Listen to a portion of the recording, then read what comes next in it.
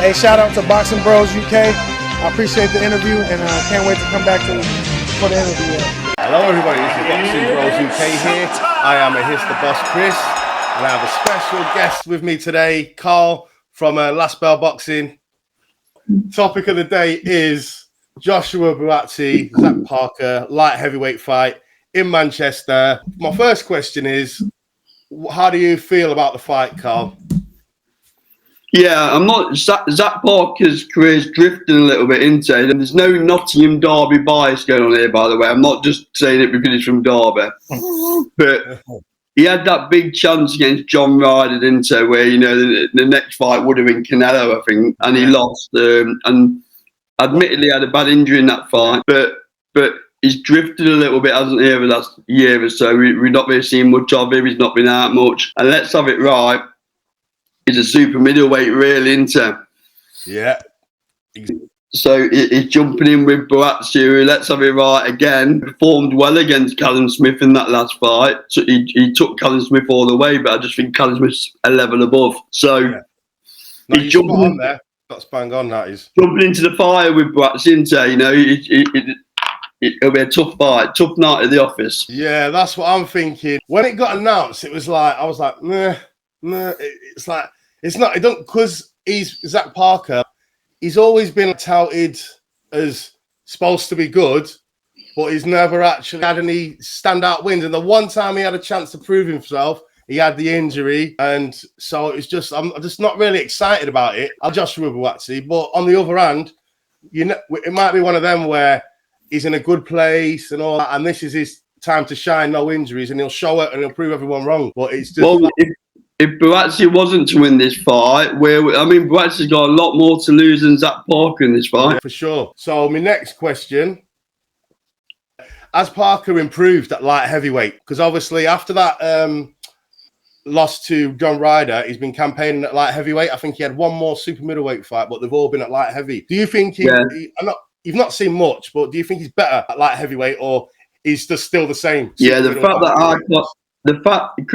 I can't recall his light heavyweight fight suggests that he hasn't stuck out to. So, one question I would raise is, again, it's not because I'm from Nottingham and I'm going on a derby that far from it, but he didn't really demonstrate immense power with super middle. It wasn't nothing like Callum Smith where he was knocking people out for fun until he ran into Canelo. I can't really put my finger on Zach Parker showing any power in any super middleweight fight. So what makes us think he's going to step up to light heavy and be able to put it on people? Yeah, exactly. That's what I'm thinking. He's been inactive, so I think he's fought once a year or something, and they've been like stay busy fights, and he's never carried on some momentum. I don't know, injuries or whatever, but he's just okay at everything, and he's not very powerful, and he's just like quite boring. I think he was Canelo's mandatory at one stage, or Billy Joel's mandatory. He's been a super middleweight mandatory, and no one wants to fight him because he's like, who needs him, man? Yeah. And no money, and he's not really that talented. He hasn't got a big following. It's just not really. And there's a reason why Frank Warren hasn't wheeled him out on a Riyadh season card yet. He's done it for a lot of fighters who have got less profile than Zach Parker, but he seems to have missed the boat for some reason. Yeah. So,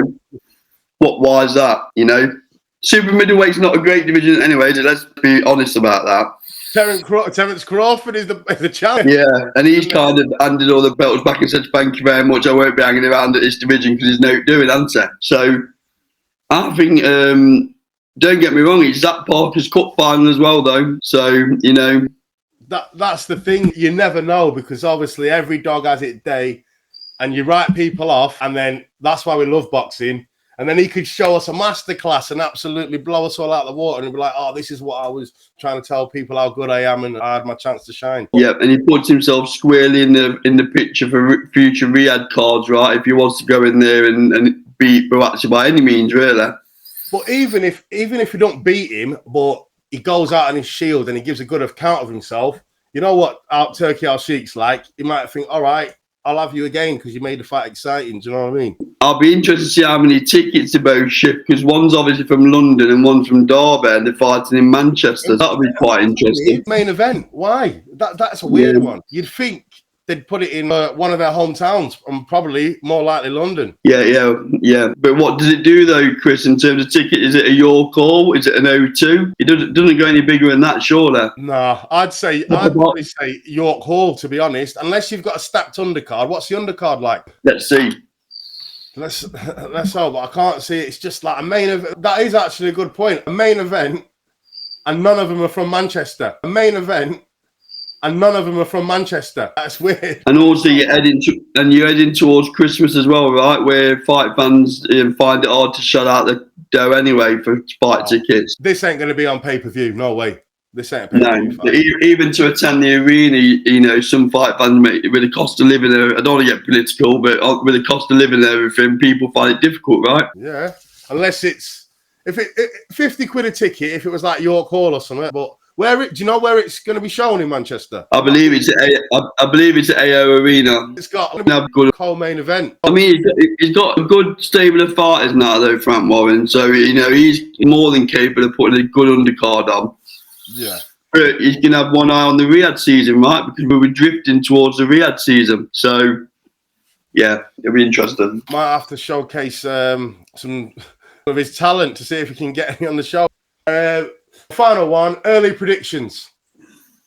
Yeah, I can't see anything but a Buatsi win. And I think he'll stop Zach Parker around 7-8. Yeah, I'm the same. And obviously, he's quite an intelligent kid, Buatsi. I watched an interview with him the other week, and he's saying that what he's gained from the Callum Smith fight, where he was just getting through the rounds, and that he said, now, when I'm in that situation again, I'm going to do everything I can to turn it up a little bit instead of thinking, yeah, I just won that round, try and pace myself to try and win round. I think we'll actually want to look good because there's a lot of big fights on the horizon, isn't there? You know, if Turkey will fund them. So I think he'll want to go out there and make a statement. That's it. Well, the one thing with Buatsi, his last fight against Callum Smith, I think Callum Smith's the next world champion, so he just had to raise his game and he got brought into a dogfight. But when he's the favourite, when there's no needle, he doesn't really perform as well. Like, the best times I think he performs is when there's a bit of needle, because he's very sensitive. That was his best performance, I think, against Willie Hutchinson. He's shown levels in that fight, though, didn't he? He's shown those levels because there was levels above Hutchinson once, so let's be honest. And then if you look at the previous fight, Craig Richards, they're mates outside the ring. Yeah. And he beat him, but he didn't beat his ass like he did Willie Hutchinson. It's like some fighters, the needle makes them lose their shit, like Conor Ben. Make him angry, and you see what happens. He can't control himself. He just fight a while. And but Buatsi, when there was needle, it made him laser focused that he wanted to do a job and show the levels. And Zach Parker, I don't think he's got much of a personality. We'll have to see. Hopefully, he'll want to look good and turn it on. But I just hope he doesn't go back to his old Buatsi where, I'm just going to win, just do enough, not really light the place up. I hope he's learned from his experience. If I'm in Zach Parker's corner, I'm telling him this could potentially be your last chance at this level. Yeah, for sure. Zach Parker, he has to. If he doesn't do anything, then just forget it.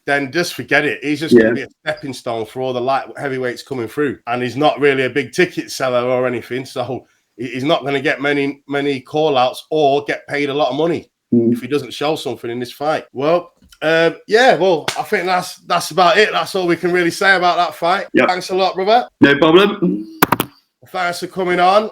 Everyone like and subscribe to Carl at Last Bell as well. Check his channel out. Good lads over there. Help, I need somebody. Help, now just turn it back.